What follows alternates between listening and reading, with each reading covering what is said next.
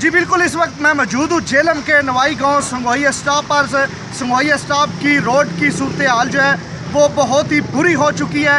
Road جو ٹوٹ پھوٹ کا شکار ہے. اس وقت ہمارے ساتھ اہل علاقہ موجود ہیں، ان سے جاننے کی کوشش کرتے ہیں کہ یہ کس کی غفلت کا نتیجہ ہے. جی بھائی، آپ کیا کہنا چاہیں گے؟ السلام علیکم. میں سب سے پہلے کام بالا سے گزارش کرتا ہوں کہ یہ جیلم روڈ ہے جو پی ڈی خان پہ جا رہی ہے، وابڈا مارکیٹ کے سامنے سنگوئی اڈا کے قریب ہے، اور جو بھی ادھر سے گزرتا ہے اس کے کپڑے خراب ہوتے ہیں.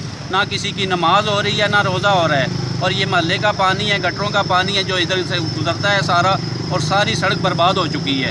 اور کسی بندے کی ادھر کوئی توجہ نہیں ہے. ہر بندے سے ہم نے رابطہ کیا لیکن کوئی ادھر آنے کو تیار ہی نہیں ہے. ڈی سی جیلم صاحب سے جیلم صاحب سے میں گزارش کرتا ہوں کہ مہربانی فرما کر یہ ہماری روڈ کی طرف توجہ دے.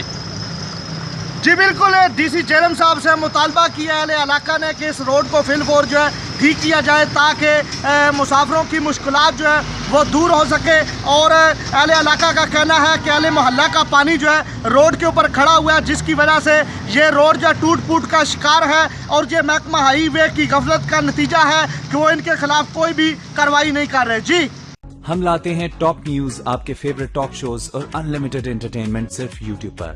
اگر آپ نے ابھی تک ہمارا چینل سبسکرائب نہیں کیا تو ابھی سبسکرائب کریں اور بیل آئیکن کو کلک کر کے ہماری لیٹسٹ ویڈیوز کے بارے میں اپڈیٹ جانیں.